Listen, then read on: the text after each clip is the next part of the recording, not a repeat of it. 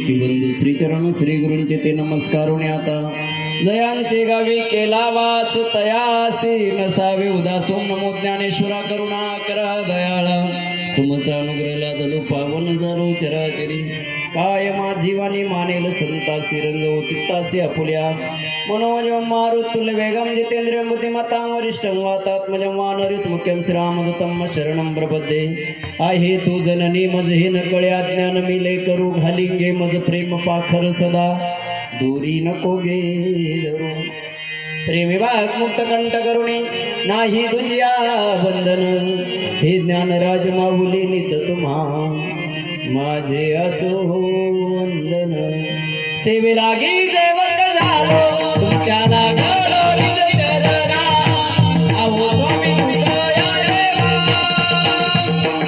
या वैरा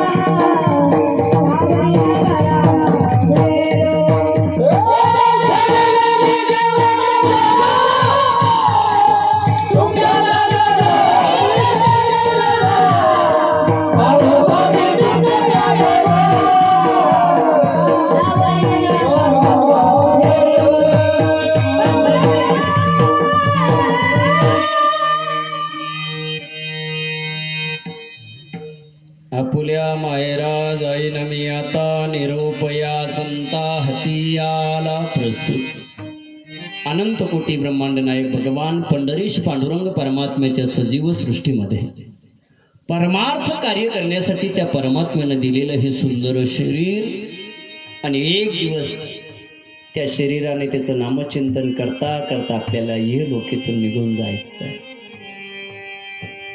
आपण ज्या लोकात जन्माला आलो दादांनो त्या लोकांचं नावच आहे मृत्यू लोक. मृत्यू लोक म्हटल्यानंतर तिथं मृत्यू हा अटळ आहे, येणारच आहे. नाही म्हटलं तरी जावं लागणार आहे.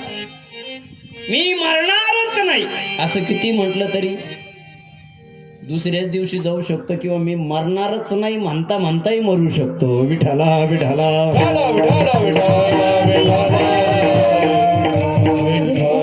अमरत्व या लोकात नाही, मग जाणं हे निश्चित आहे. पण कसं जावं हे ज्याच्या त्याच्या हातात.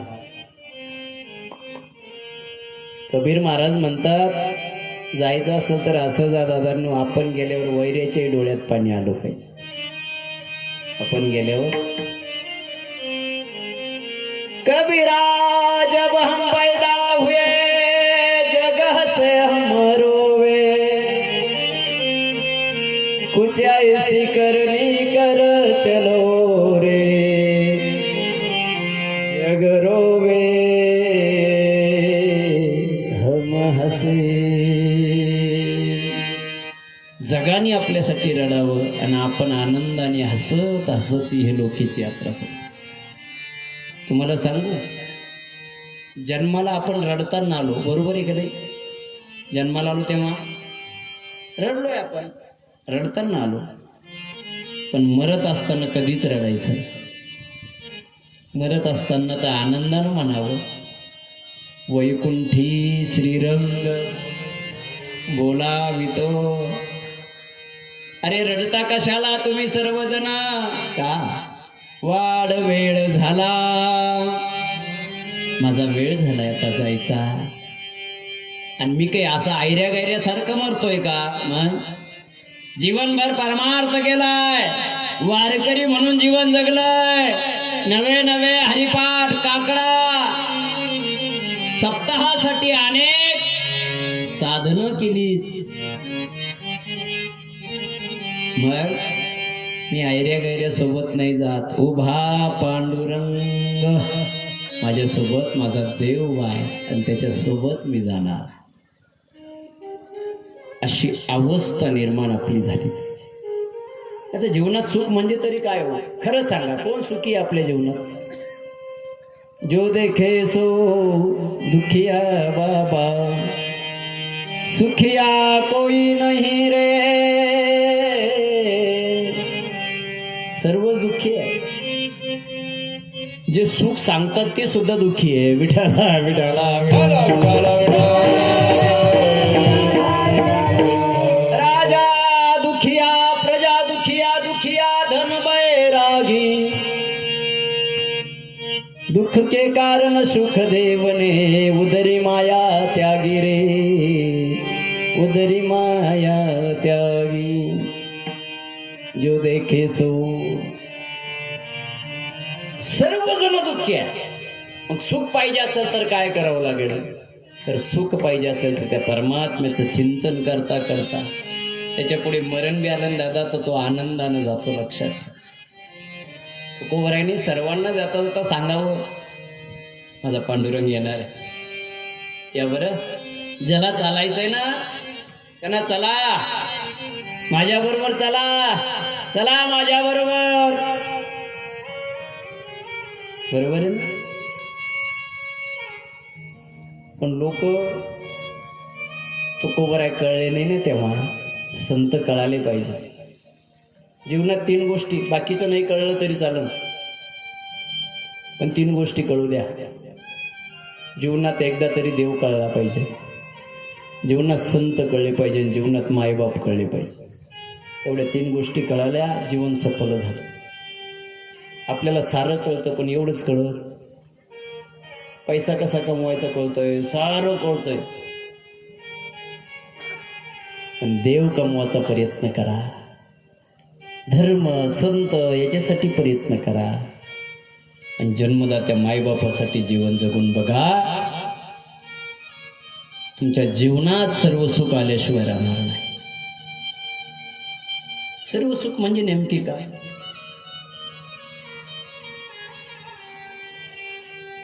अरे खाली खडे आहेत, त्याच्यावर चटई टाकलेली आहे आणि पडल्या पडल्या जरी झोप लागली तरी सर्व सुख आहे. विठाला विठाला. वारकरी तुम्ही आता बरेचसे वारकरी मंडळी, खरं सांगा दादांनो, तुम्ही पंढरपूरला एकदा वारीला लागले, माऊली ज्ञानोबरायांची आळंदी सुटली, हडपसर सुटलं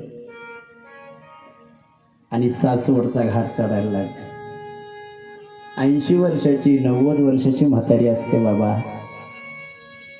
डोक्यावर गाठूड असतं, माऊली माऊली करत सहज घाट चढते. वरती गेल्यावर, त्या घाटावर गेल्यावर तिथं डोंगर आहे बघा. त्या डोंगरावरती माऊली बसली की जराशी लोळल्या लोळल्या तिला झोप लागून जाते, कारण तिनं पांडुरंगाचं चिंतन केलेलं असतं. आणि जीवनात सर्व दुःख नाहीसं करायचं असेल तर पांडुरंगाचं चिंतन करता करता हे डोकीची यात्रा असते. तुकोबरायने जीवनभर परमार्थ केला, पण लोकांना कळाले आणि शेवटी तुकोबरायला म्हणावं लागलं, चला रे, ते अविनाशी सुख आहे, तुम्ही आम्ही सर्वजण ते भोगू. सेवितो हारस वाटितो अनिका. पण लोक कशाची, आम्हाला नाही यायचं बाबा वैकुंठाला, आणि तुम्ही म्हणता तुम्ही चाललात चाललात, तुम्ही चालला तरी कुठे?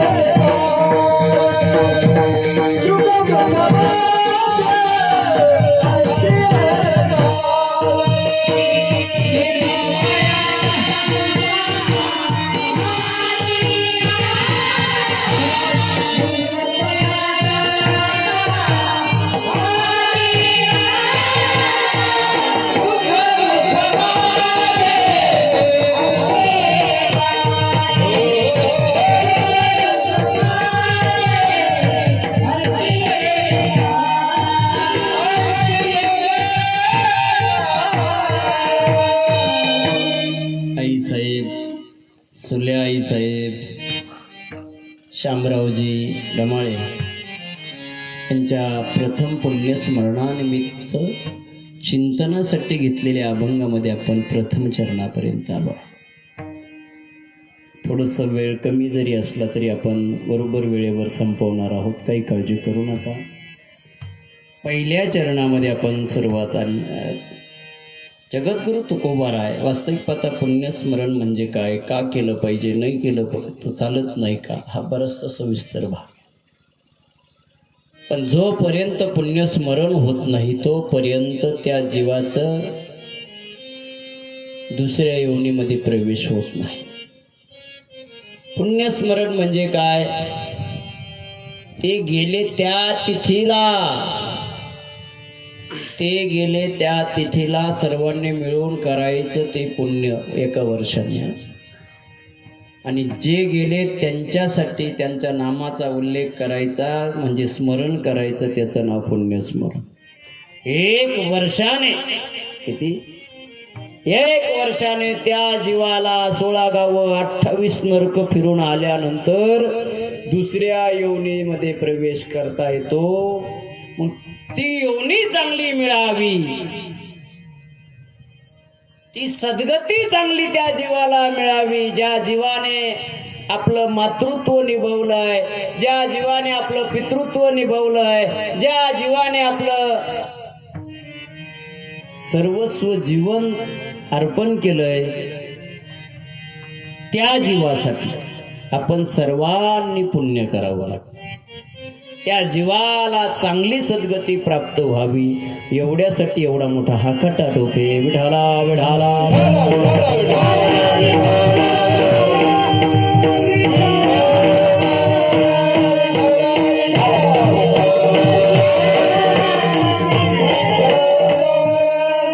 तीन मुलं आहेत. पंढरीनाथ भाऊ आहे, भगवान भाऊ आहे, विलास भाऊ आहे, नातू आहे, मुली आहे. सुंदर असा परिवार. जन्मदात्या मायबापांची सेवा करून पितृऋणातून मुक्त व्हावं. रोज कीर्तनात सांगतो, दादा, आई वडील आहे तोपर्यंत पितृऋण फेडून टाकावं. आई वडील गेल्यानंतर तुम्ही किती प्रयत्न करा, त्या ऋणाला काय किंमत आहे? बरोबर आहे. जोपर्यंत जिवंत आहे आई वडील, त्या आई वडिलाला चांगलं जीवनही लावायचा, त्यांना खाऊ पिऊ नाही घालायचं. नंतर आई वडील गेल्यावर तुम्ही किती मोठं कार्य केलं तरी ते निरर्थक आहे. पण आई वडील असताना सुद्धा आनंदाने त्यांचा सांभाळ करायचा, आणि गेल्यावरही त्यांचा उत्सव चांगला करायचा. परिणाम काय होतंय? तुका म्हणे पितर आशीर्वाद देती, कल्याण इच्छिती दया नरा. आणि तेवढ्यासाठी मुलांनी आई असो वडील असो यांचं पुण्यस्मरण करावं. विठाला विठाला.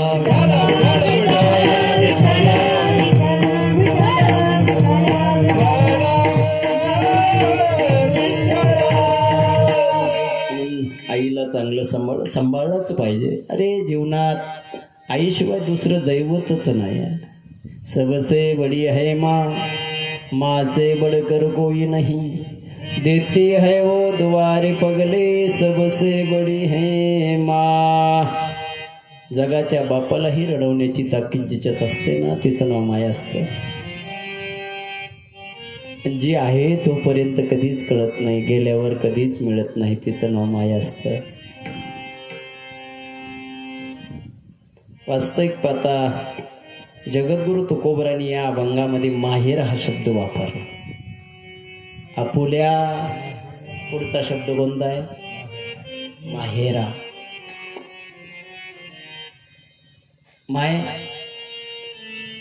माहेर कुठं असतं बरं तुमचं? जिथं माय आहे तिथं माहेर. याही पेक्षा पुढं सांगू, जोपर्यंत तुमची माय जिवंत आहे तोपर्यंतच तुमचं माहेर आहे. आई गेली माहेर संपलं. म्हणून माहेर हा शब्द वापर. नुसतं आईला कळू द्या माझी लेक येणार आहे. कधी येणार आहे बाळा तू? आई दिवाळीच्या दुसऱ्या दिवशी येणार आहे ग. दुसऱ्या दिवशी आली नाही लेक, आता कधी येणार आहे बाळा? थोडंसं काम लागलं ग. 1-2 दिवसाला मिळते. आई सर्व गल्लीत सांगते, माझी चिव येणार आहे, माझी ताई येणार आहे. आणि तितक्यामध्ये 12ची किंवा 1ची ती गाडी येते. ती मुलगी गाडीतून उतरते. तितक्यात मुलाचा मुलगा पळत येतो, आजी आत्या आली ग, आजी आत्या आली ग. असं ऐकल्याबरोबर हात थरथर कापत असतो त्या आईचा. उठता येत नाही, पण लेक आली म्हटल्याबरोबर तडकन उठते. एका हातात भाकरीचा तुकडा, एका हातात पाणी. माझी चिव आली, माझी चिमणी आली, माझी लेक आली आहे. अंगणात येऊन उभा राहते. लेक आल्यानंतर तिच्या अंगावरून तो भाकरीचा तुकडा ओवाळून फेकते. तिच्या तोंडावरून हात फिरवते. माय खरं सांगा, तो जो हात फिरवला जातो ना, तो हात आई गेल्यानंतर जीवनात कधीच कुणी किती फिरवला तरी त्या हाताची सर येत नाही आहे. त्या आईनं हात फिरावा आणि त्या लेकीला आतमध्ये न्यावं, बसावं. हे आई आहे तोपर्यंतच. ज्या दिवशी माय निघून जाते, दुसऱ्या दिवाळीला ती मुलगी येते, अंगणामध्ये अर्धा तास उभा राहते. तिच्या समोर कोणीच येत. आणि त्यावेळेस तिला आईची आठवण येते की मागच्या वेळेस आई होती, तर माझी वाट पाहत होती, आल्या आल्या गळ्यात पडली. आज आई नाही, माहेर संपली. लक्षात. म्हणून जोपर्यंत, आणि मी रोज कीर्तनात सांगतो, तुमचे मायबाप जोपर्यंत जिवंत आहे तोपर्यंत लेकीची पिशवी कधीच रिकामी जात. रात्रभर माय या डब्यातून काही काढेल, त्या डब्यातून काही काढेल, त्या डब्यातून. का गाई, तुझ्या आशीर्वादाला काही कमी नाही. रात्र झाली, 2 वाजलेत. 12 वाजता उठली. उद्या जाणारे ना ग तू पहिल्या गाडीनं सकाळच्या. थोडीशी मुगाची डाळ होती, हरभऱ्याची डाळ होती, तेवढी घेऊन जा. ही आई आहे तोपर्यंत. आणि ज्या दिवशी लेकीला सासरी त्रास होतो त्यावेळेस सर्वात अगोदर कोण आठवतं बरं माय? आईची आठवण. आणि मग आईची आठवण येत असल्यानंतर ती लेक माहेरी आल्यावर आईच्या कुशीत आईच्या गळ्यात पडून ढसा रडून आपलं घरानं सांगते. तसं संत ज्या दिवशी समाजाचा त्रास होईल त्या दिवशी संत पंढरपूरला जाऊन पांडुरंग रूपी आईच्या गळ्यात पडतात. कोबरायांचा गाथा बुडल्या गेला, जीवन समर्पित केलं होतं गाथ्यासाठी. रामेश्वर शास्त्रीनं सांगितलं,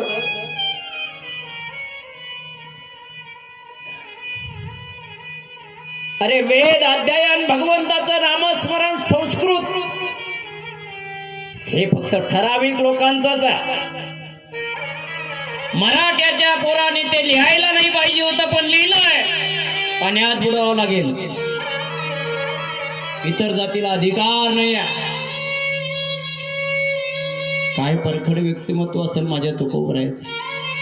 वेदाचा तो अर्थ आम्हासीच ठावा, इतरांनी वहावा भार माता.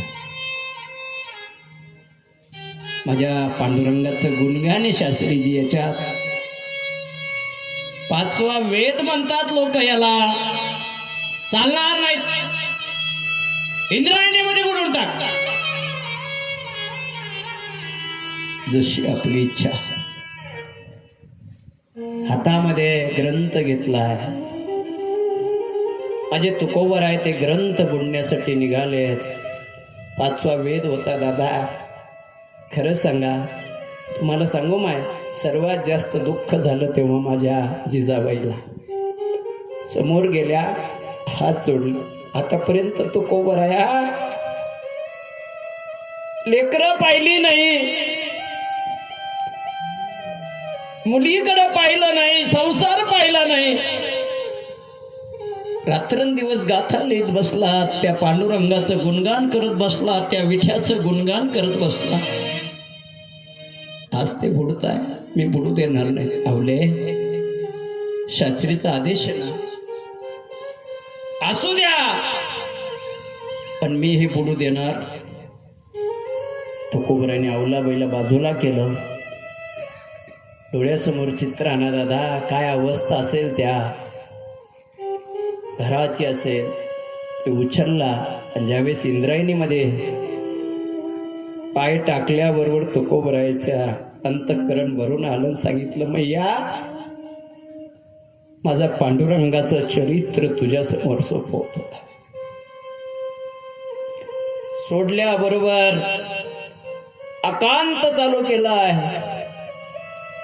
आता तुला यावं लागेल. 1 दिवस झाला, 2 दिवस झाले, 3 दिवस झाली. बाप जेवत नाही म्हणून लेक जेवत नाहीये. मुलं आजूबाजूला येऊन बसलेत, मूर्छित पडलेले आहे. अवलाबाई पळत आल्या. कशासाठी त्या विट्याचं हे करताय? जेवण करून घ्या. अवले, तो आल्याशिवाय राहणार नाही. वारकरी बांधवांनो, हे हिंदू धर्मातल्या हे सनातनी लोकांनो, जरा देवावर विश्वास ठेवा रे राजा. आल्याशिवाय राहत नाही. बरं, तुम्ही विश्वास ठेवून बघा. आपण नाही त्याच्यावर विश्वास ठेवतो, ज्याच्यावर ठेवायचा त्याच्यावर ठेवत. आपलीच लोक देव नाही म्हणते हे जेव्हा कळतं ना, त्यावेळेस हृदयाला लागतंय. अरे, पवित्र सनातन हिंदू धर्मात जन्माला आलो, ज्या धर्मासाठी माझ्या छत्रपतीनं जीवन अर्पण केलं आहे. अरे, ज्या धर्मासाठी माझ्या आत्ता परवा दिवशी माझ्या शंभू राजाचं बलिदान दिवस झालं. माझी विनंती आहे, आज गरज बरं हे नवतरुणांनो, माझ्या छत्रपतीचं संभाजी राजांचं डोळ्यासमोर चरित्र आणत जा. कारण त्यावेळेस कळेल माझा सनातन हिंदू धर्म कसा आहे. आणि आपल्यामध्ये वैरत्व केल्यावर काय तोटा होतो हे शंभू राजाचं चरित्र सांगून जात आहे. 120 वेळेस लढाई केली तरी सुद्धा एकही पराजित न होता. हजारो सैन्य, लाखो सैन्य, जोपर्यंत छत्रपती शिवराय जिवंत होते राजा हो, तोपर्यंत दिल्लीच्या राजाला महाराष्ट्र आठवला नाही. जाऊ द्या, आपलेच आहे. पण जेव्हा संभाजी राजानं सनासन किल्ले ताब्यात घ्यायला लागले, त्यावेळेस दिल्लीतला औरंगजेब सुद्धा इथं आला. हे लक्षात ठेवा. पण आपलीच लोक फितूर झाली. म्हणून सांगतो, जीवनात भावाविषयी प्रेम ठेवा. भावावर विश्वास एवढा टाका, त्या भावाने विश्वासाने असं राहायचंय.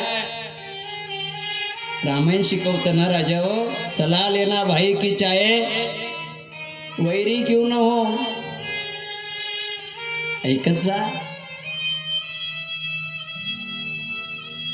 पकडल्या गेले, वेळ कमी, पुढे चालतो मी. शरीराची किती हाल केले माहितीये.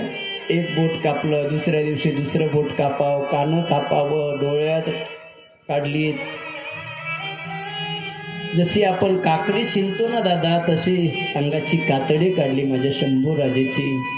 फक्त एवढं जर म्हणले असते ना माझे शंभू राजे, मी इस्लाम धर्म पत्करायला तयार आहे, तरी जीवदान भेटलं असतं.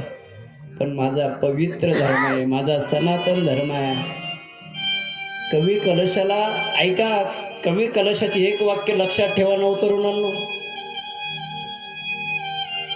शंभू राजानं सांगितलं याच्यावर एक कवी करा, कवी कलाश गाओ. अब एखादी नई कविता तैयार करो. कवि कलश ने कहा काव्य खत्म हुआ महाराज, अब काव्य खत्म हुआ.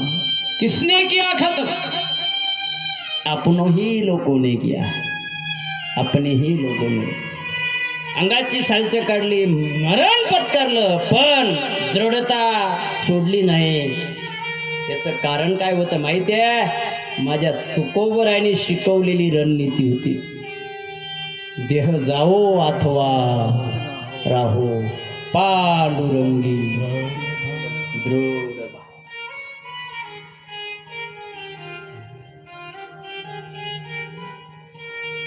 तुकोबरायांनी ती दृढता आल्याशिवाय राहणार नाही आणि नाही येणार. तो 13 दिवस झाले आणि तुकोबरायाला पितांबर दिसला. पिवळा पितांबर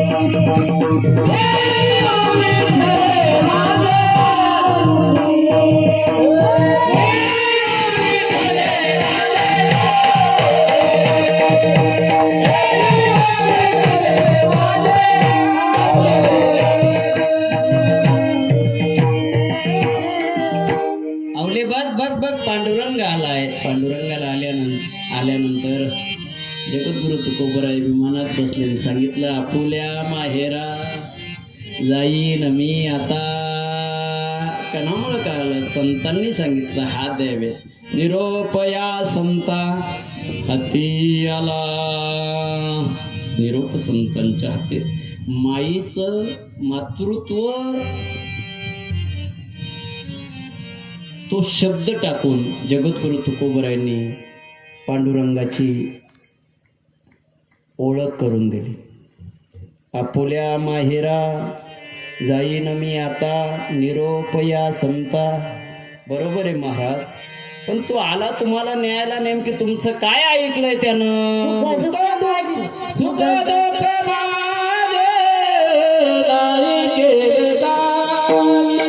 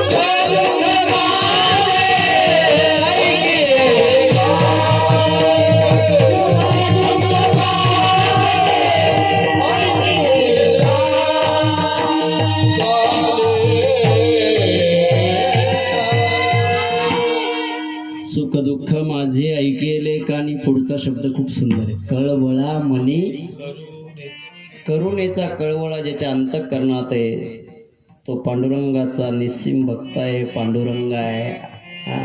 आणि तुमच्या धोंदलगावकरांना द्यावी तेवढी धन्यवाद कमी बरं.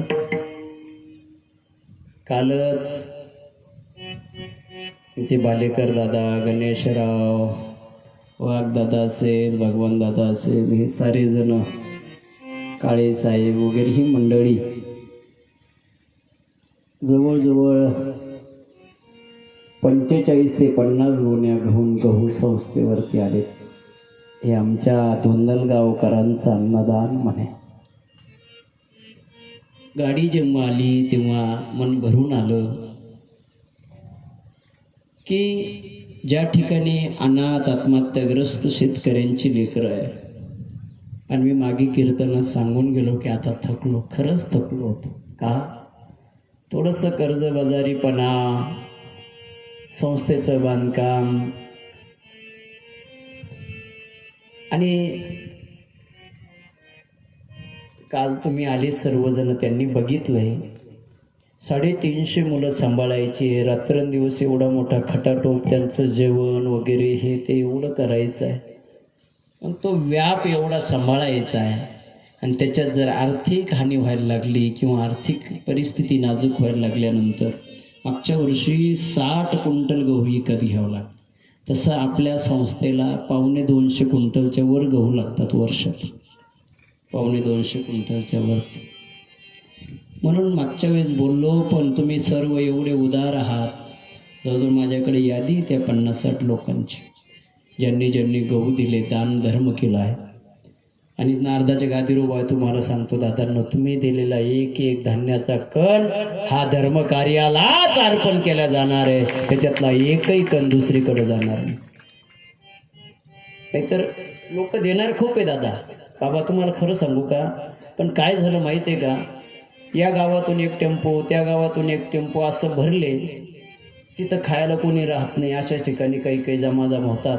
आणि मग ते कुठं विकल्या जातात, ते मोंड्याला विकल्या जातात. आणि मग ते पुण्य होत नाही, म्हणून लोकांचा ओढ थोडा मध्यंतरी कमी झाला होता. पण येऊन बघा, मी नारदाच्या गादीवर उभा राहून सांगतो, तुमचा एक एक कण धर्माच्या कामाला येणार आहे. विठ्ठला विठ्ठला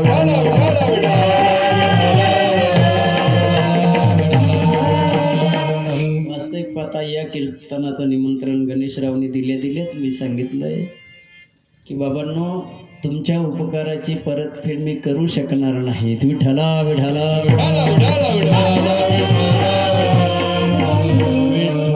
कळवळा म्हणी करुणेचा, अंतःकरणामध्ये दया माझ्या पांडुरंगाच्या हृदयात आहे म्हणून कळवळा आहे. आणि त्या कळवळेनं माझा पांडुरंग परमात्मा येतो. दुसरा देव येत नाही माय. दुसरा देव यायचा असला तर फक्त पांडुरंगच येतो, म्हणून त्याची भक्ती करत जा. विठ्ठला विठ्ठला. तर येत असता तो साधा येत नाही. करोनी सिद्ध मूळ साऊले भातुके. येत असताना सिद्ध होऊन येतो परमार्थ. जेव्हा आवाज दिला कुणी, कौरवे पांचाळी सभे माझी आली, द्रौपदीने आवाज दिला.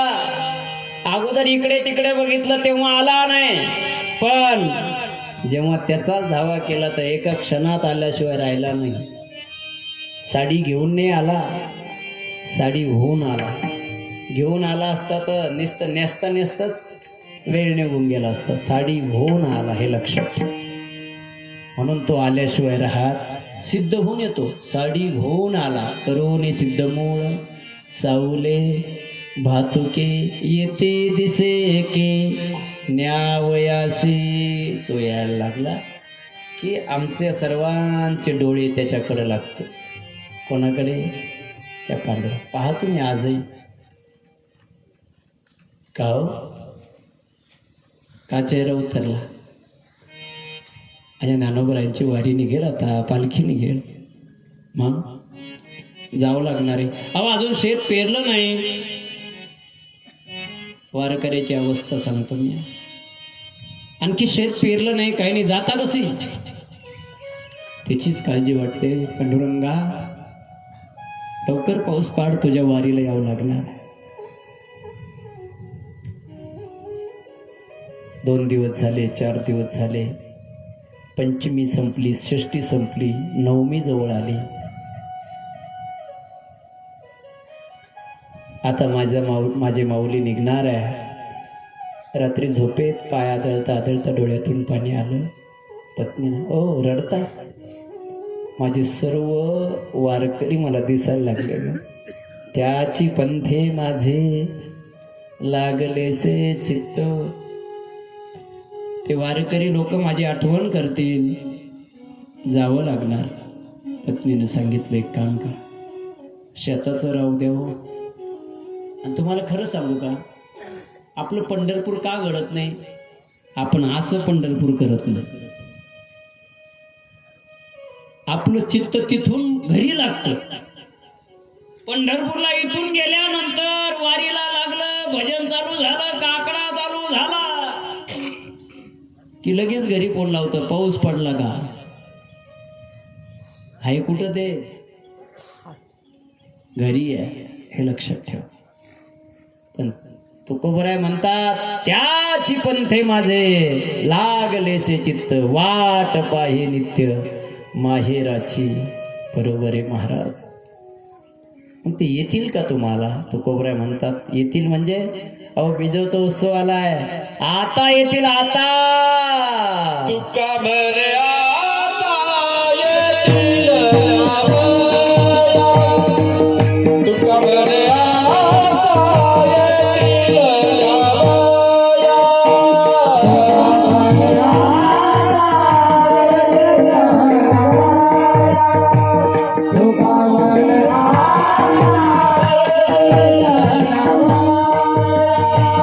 संग्या बोलिया माय बाबा, संग्या बोलिया माय बाबा, सुख दुःख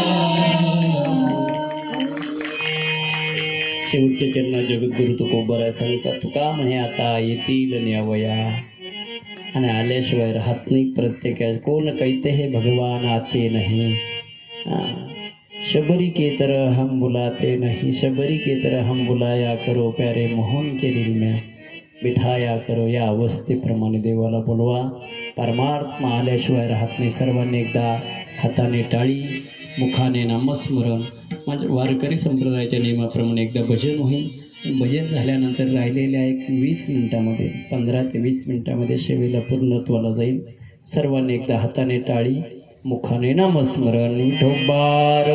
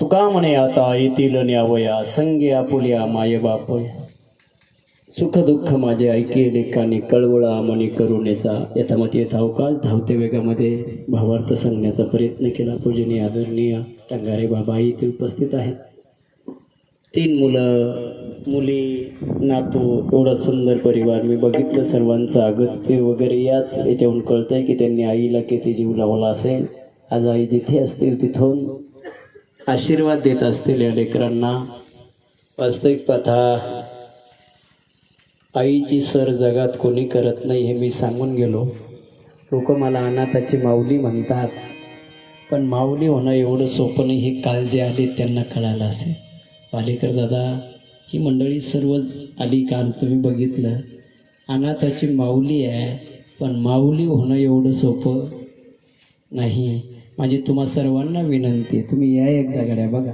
तुम्ही आले नाही सरपंच तुम्ही या सर्वजण एकदा या तर बघा नुसते तुम्ही दिलेले धान्य हे कशा ठिकाणी चाललं आहे कोण कसं ते लोक लेकरं राहतात कसं परमात्म्याचं नामचिंतन करतात किती अनाथ आता हे बघा हे बोंडच लेकरू आता वाजायला बसला आता लोक उभा होत एवढा आनंदाचा तुमच्यासमोर उभा आहे पण ज्या दिवशी आईची आठवण येते त्या दिवशी किती मोठा व्यक्ती असू द्या दादा स्वामी तिन्ही जगाचा आई विना भिकार आईची आजही आमच्या आईला जाऊन 3 वर्ष झाली माय पण रात्री अपरात्री जेव्हा कीर्तन करून जातो ना संस्थेत गाडी गेली आईची आठवण येते कारण किती रात्री अपरात्री जाऊ द्या दादा, रात्री 2-2 वाजता जरी संस्थेत गेलो तर आमची आई तोपर्यंत झोप पाहिजे नाही. ही प्रत्येकाची आई असते. आपलं लेकरू जर बाहेर गावी गेलं असेल तर येईपर्यंत सर्व झोपतील घरातले, पण माय झोपत नाही. बरं नाही झोप. आमच्या आईनं रात्री 2 वाजता आलं तरी ती खिडकी उघडी असायची. मी खिडकी डोकावून बघितलं की आईनं रात्री 2 वाजता म्हणावं जेवून घे. किती वाजता? रात्री 2 वाजता. मी म्हणावं आई मी जेवून आलो. व्यवस्थित जेवण नसेल झालं घे जेवण करून. आताही रात्री अपरात्री घरी जातो दादा, आता खिडकी उघडायला कोणी नाही, खिडकी बंद करायला कोणी नाही, आणि रात्री अपरात्री जेवून घे म्हणणारं कोणी नाही. ते फक्त मायच करू शकते. आई गेल्यानंतर फक्त लोक एवढे म्हणतील रडू नको बाळू रडू नको, मी तुझ्या आई सारखी आहे. आई सारखी होईल, आई नाही. बरं ते तुम्हाला एक बारीक मुलगा दाखवला, एक ते एकदम बारीक होतं का त्याच्यापेक्षा एक मोठा. आई वारली, 6-7 महिन्याचं होतं. बाकीचे लोक म्हणायला लागले अरे लेकराईसाठी तरी दुसरं लग्न करायला लावलं. तिनेही अगोदर चांगला जीव लावला, नंतर तिला मुलगा झाला आणि त्या मुलाची आणि या मुलाची भांडणं व्हायला लागली. भांडणं होत असताना एवढी विकोपाला गेली. एक दिवस खूप मारलं तिने. मुलगा हुशार होता, त्याला माहिती आहे आपण 6 महिन्यात होतो तेव्हा बापाने आपल्या इकडनं तिकडनं दूध आणून पाजलंय, आपल्याला मोठं केलंय. बापाने नाहीच म्हटलंय दुसरं लग्न करायला, पण लोकांनी हट्ट केलाय. आपण 1-1.5 वर्ष आपल्याला बापाने अगोदर सांभाळलंय, नंतर ही माया आली आहे. मी जर या माईचं काही सांगायला गेलो तर माझा बाप परत एकटा पडेल. पण एक दिवस विकोपाला गेले, चटके देण्यात आले. तुम्ही आजही संस्थेवर या, मी तुम्हाला त्या लेकराचे चटके दिलेले डाग आजही दाखवेल. पण मग त्या मुलाने काय केलं माहिती की मनाला खायला लागले, धास्ती पकडली. जेवेना म्हटल्यापेक्षा रात्रीचं सकाळी त्याला द्यायचं, सकाळचं संध्याकाळी त्या माऊलीनं द्यायचं. खराब झालं पोरगं. एक दिवस ती बाहेर गावी गेली म्हणून या मुलाला बापाने मांडीवर घेतलं.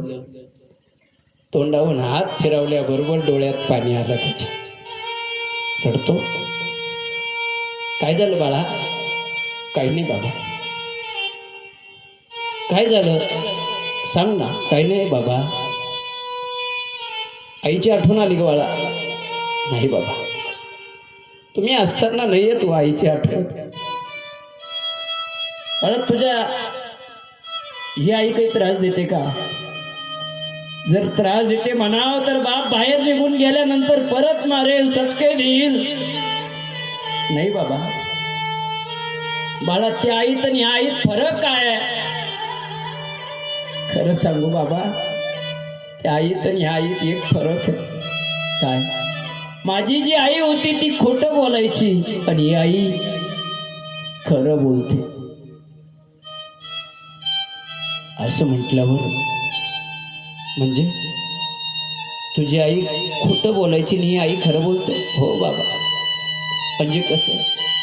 माझी आई जिवंत होती ना बाबा, तेव्हा मला म्हणायची तू जर शाळेत नाही गेला तर तुला जेवायला देणार नाही.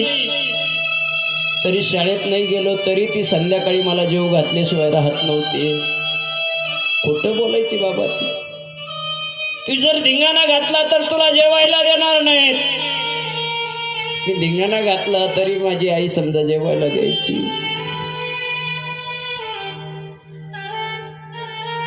परंतु ही आई खोटं बोलते. कशावरून? ही आई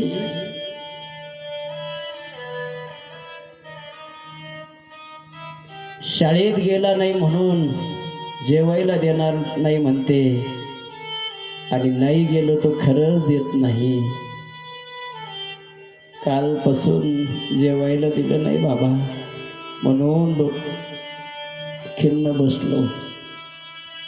बापांनी कवटाळलं, त्याला माझ्या संस्थेत आणून सोडलं. आता जवळजवळ 7वी 8वीला तो मुलगा आहे. 1-1.5-2 वर्षाचा असताना सर्व गेल्यानंतर दुसऱ्या आईनं सांभाळ करायचा, हे करायचं, करता करता एवढं मोठं केलं. पण बापाच्या जेव्हा लक्षात आलं तेव्हा आणून सोडलं. आजही ते लेकरं जेव्हा जेव्हा आईची आठवण येते तेव्हा तेव्हा म्हणून सांगतो या तिघाही भावंडांना, आईचे आशीर्वाद तर तुमच्यावरती आहेच, पण बाकीच्याही नवतरुणांना माझी विनंती आहे की आपल्या हातून जन्मदात्या आईची, बापाची, धर्माची, संतांची सेवा करा. आणि तिघाही भावंडांना एक दक्षिणा मागतो. आहे ना तिघं पण इथं? माझी तिघाही भावंडांना दक्षिणा आहे का? तुमचा एक देव गेला, माझी ही हमेशा प्रत्येक कीर्तनातली दक्षिणा आहे. पण तुमचा एक देव आहे, तुमचा जन्मदाता बाप आहे ना, वडील आहे ना. माझी विनंती तुम्हाला दादा, काही जरी झालं, दुनिया इकडं तिकडं जरी झाली तरी बापाला चांगला जीव लावा. जोपर्यंत त्यांच्या जीवात जीव आहे तोपर्यंत त्यांच्या डोळ्यात कधी पाणी येऊ देऊ नका. बापाचा कधीच राग येऊ देऊ नका दादा. रोज सांगतो कीर्तनामध्ये, गाडी 2 चाकांना चालते. 1 चाक गेल्यावर दुसऱ्या चाकाला किती त्रास होतो त्या गाडीला विचारा. 1 चाक गेलंय, त्या 1 चाकाला सांभाळायची जिम्मेदारी त्या आखायची राहते. तुम्ही आख आहात, त्या चाकाला आख मोडू देऊ नका आणि ते चाक चांगलं सांभाळ. अरे जगाचा बाप माझ्या नंदबाबासाठी रडलाय, म्हणून त्या बापाला जोपर्यंत त्यांच्या जीवात जीव आहे त्यांना चांगला जीव लावा, परमार्थ कार्य करा, भगवत चिंतन करा. आणि तमाम हिंदू बांधवांना सर्वांना माझी विनंती आहे, ए नवतरुणांनो तुम्हा सर्वांना विनंती आहे, मायबापाला चांगला जीव लावा. तुम्ही जर नाही लावला तर तुमची मुलंही तुम्हाला जीव लावणार. म्हणून आपल्या आईवडिलाला चांगला जीव लावा, परमार्थ कार्य करा. नाहीतर अवस्था कशी होईल माहिती आहे? दिल्लीला ते पाहिलं तुम्ही, मागच्या हप्त्यामध्ये व्हिडिओ व्हायरल झालेला. काय झालं माहिती आहे? मुलाला शिकवलं, मोठं केलं, एकच मुलगी एकच मुलगा, दोन्ही अमेरिकेला गेलेत, तिकडे सेटल झालेत. वडिलांना अर्धांग वायू झाला म्हणून वडील जाग्यावरच पडलेत. आईची ताकद होती तोपर्यंत आईनं दवाखान्यातून आणा वडिलाला, पण वडील काही सुधारले नाही. शेवटी क्वाटवर पडलेले वडील, आईनं त्या क्वाटवरच त्यांना जीव घालावं, क्वाटवरच सर्व विधी त्यांचा व्हायचा. पण मरायला आलेल्या बापाची एक अपेक्षा होती की मरायच्या अगोदर एकदा पोरायला पाहिजे. ज्या दिवशी आपल्या बापाला इच्छा होईल, दादा हो तुम्ही कुठेही असू द्या, एकदा मला पाहायचं आहे, त्या दिवशी सर्व सोडून आपल्या बापाकडे या. ना पत्नीला सांगितलं, अगं माझ्या लेकरांना फोन कर, त्यांना म्हणाव तुमचा बाप मरायला आलाय, त्याचा जीव तुमच्यात अडकलाय म्हणाव, हे म्हणाव. आईनं फोन लावला, बाळांनो ज्या बापाने पेन्शन असेल सर्व संपत्ती तुमच्यासाठी लावली आहे तो बाप मरायला आलाय, त्याला एकदा तुम्हाला पाहावं वाटतंय. पोरं म्हणायला लागली, मरायला आला मग आता ये नाही, अमेरिका काय जवळ आहे का बाय? तिनं तसंच ते दुःख पचवलं. पण काय झालं माहिती आहे? ते डोक्यात भिनलं तिच्या, ज्याच्यासाठी एवढं मोठं केलं आहे तो मुलगा, ती मुलगी असे बोलते आहे, तिच्या डोक्यामध्ये चक्रा यायला लागल्यात. कसं तरी त्या दिवशी तिनं सावरलं आहे. पण दुसऱ्या दिवशी सकाळी 3 वाजता किंवा 4 वाजता तिला चक्कर आली, ती खाली पडली आणि जाग्यावर प्राण गेला. आता ती जागेवर गेली, याला याच्यावरून क्वाटवून उठता येत नव्हतं. दरवाजा कोणी उघडायचा? घरात कोणी नाही आहे, दरवाजा लॉक राहिलाय. 10-12 दिवस झाली ते प्रेत सडल्या गेलीत, वास यायला लागलाय. म्हणून शेजाऱ्या पाजाऱ्यांनी कंप्लेंट केली. दरवाजा उघडला दादांनो तर वाळले, जसे जाळल्यानंतर बॉड्या वाळलेल्या निघतात ना, तशी एक बॉडी त्या पलंगावर होती, एक बॉडी खाली पडलेली होती. काय सांगा, काय कमवलं जीवनात? काय कमवलं? अमेरिकेतली मुलं. आणि माझी अजून एक विनंती, आपण आपल्यासारखा भाग्यवान व्यक्ती कोणी नाही आहे. भरतखंडे नरदेह प्राप्ती, सर्व देशात भांडणं चालू आहे, भारत व्यवस्थित आहे, हे लक्षात ठेवा. याच्या पुढे सांगू, सर्व ठिकाणी सुनामी येत्या, महाराष्ट्रात येत नाही, कारण ही संतांची भूमी आहे, हे लक्षात ठेवा. आपण भाग्यवान आहोत. एवढं असूनही जर आपण कळत नसेल तर आपण हिंदू धर्माला काळीमा आहोत. ज्ञानेश्वर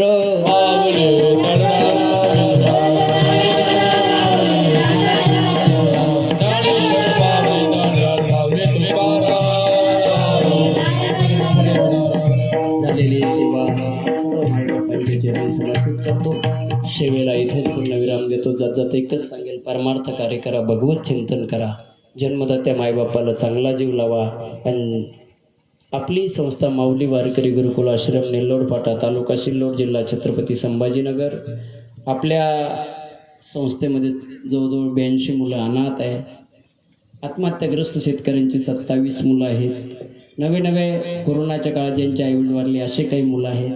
गोशाळा आहेत, यांनी सर्वांनी बघितलं काल. गायी आहेत. नवे 19 मुलींचे लग्न केले, त्या मुलींची दिवाळी असते. 22-23 मावल्या आहे की ज्या घरी असून त्यांचं सर्व काही आपल्याला करावं लागतं. मुलं सांभाळत नाही, मग त्यांना किराणा असेल, पोहोचवणं असेल, त्यांची दिवाळी असेल, त्यांची कपडे असेल, हे आपल्या संस्थेला पूर्ण करावं लागतं. मग एवढ्या कार्याची नोंद घेऊन नुकतेच 2 दिवसापूर्वी एक महात्मा गांधी व्यसनमुक्ती पुरस्कार महाराष्ट्राचा, शासनाचा, महाराष्ट्राचा तुमच्या लेकराला प्रदान झाला आणि काल परवा तो जाहीर झाला आहे. त्याची सर्वांची नोंद घेण्यात आली आणि तो पुरस्कार राष्ट्रपिता महात्मा गांधी व्यसनमुक्ती पुरस्कार म्हणून तो जाहीर झाला आणि काही दिवसांनी तो प्राप्त होईल. गेल्या जाऊन त्याचा मोठा समारंभ राहणार आहे. आणि माझी विनंती आहे की तो जो पुरस्कार आहे तो माझा नाही, तो धोंदलगावकरांचा आहे, तो माझा नाही. ज्या गावी मी कीर्तन करून, ज्या गावी मला धान्य 2 रुपये, 5 रुपये, 10 रुपये, 20 रुपये, 100 रुपये, 200 रुपये, 500 रुपये, 1000 रुपये ज्यांनी दिली दक्षिणा, आणि त्यामध्ये माझी अनाथ लेकरं मोठमोठी झाली, त्यांचा आहे हा जो पुरस्कार आहे. हा पुरस्कार माझ्यासोबत करणारी ही सर्व टीम कामगार मंडळीचा आहे. सर्वांचा हा माझा पुरस्कार आहे, तो माझा एकट्याचा नाही. आजचे कीर्तनाचं ज्यांच्या घरात आहेत, या म्हणजे ते आईचे नातू असेल, मुलं असेल, मुली असेल, हा पुरस्कार त्यांचा आहे. आणि म्हणून ज्यांनी आता डंगारे दादा वगैरे, भानकर दादा, गणेशराव, वाघदादा, हे नावारे, काळे दादा यांनी जे काल परवा फिरून तुम्ही सर्वांनी केलेलं जे धान्य जमा आहे, ते जे केलं ते त्यांचं आहे. आणि म्हणून सर्वांना पुन्हा एकदा धन्यवाद देतो. माझी विनंती राहील, काल यांनी बघितलं काम मोठं झालं, आपली सहकार्य करण्याची फार मोठी गरज आहे. ते माणसाला प्रत्येक वेळेस येतं, सहकार्याची भावना ठेवतं. तुमच्याकडूनही ठेवायची तर कोणाकडून ठेवायची? समाजाकडनंच होईल. आणि मी काही जास्त मागत नाही ना, 100, 50, 200, 500. अरे तुमच्या नातवांना रोज मागितलं तरी तुम्हाला द्यावं लागतं, असं समजून चालावं. ते नातूच आहे. महिन्याला, 2 महिन्याला, 4 महिन्याला. नारदाजी गादीरोबाई, तुम्ही जी दक्षिणा देणार आहे ना दादा, ती माझ्या कोणाच्या म्हणजे 1 रुपया त्याच्यातला माझ्या प्रपंचात लावल्या जात नाही. त्यातला 1 रुपया या धर्मकार्यामध्ये अर्पण केला जातो. आणि म्हणून माझी तुम्हा सर्वांना विनंती आहे, आपणही या हिंदू धर्माच्या कार्याला जाऊ द्या. बाकीचं काही असो, याची लेकरं वारकरी संप्रदाय तयार होती, छोटी ही एवढी सुंदर गायन करतात. हे जे लेकरू आहे, शाळा मराठी, माझं शाळा मराठी, हे जे गाणं जे गायलंय महाराष्ट्रामध्ये क्रांतिज्योती विद्यालयामधलं, तर ते ह्या लेकरांनी गायलेलं गाणं आहे. हा तो गायक आहे रोहित जाधव, पण आपल्या संस्थेचा आहे, लक्षात ठेवा. कैलास पवार सारखी मोठमोठ्याली गायक वगैरे आपल्या संस्थे, मग त्यासाठी आपल्या इथली 50, 100, 200, 500 जर जात असेल तर याच्यासारखं मोठं भाग्य कोणतं आहे. राहिलेल्यांनाही माझी विनंती आहे की आपणही आपल्या घरातून गोणी, अर्धी गोणी, 10-20 किलो जे तुम्हाला गहू धान्य देता येईल ना, त्यातला एकही दाना कोणासाठी नाही, माझ्या धर्मकार्यासाठी जाणार आहे ही सर्वांना विनंती करतो आणि चिंतन पुष्पाला थांबतो. विठ्ठल जय जय विठ्ठल.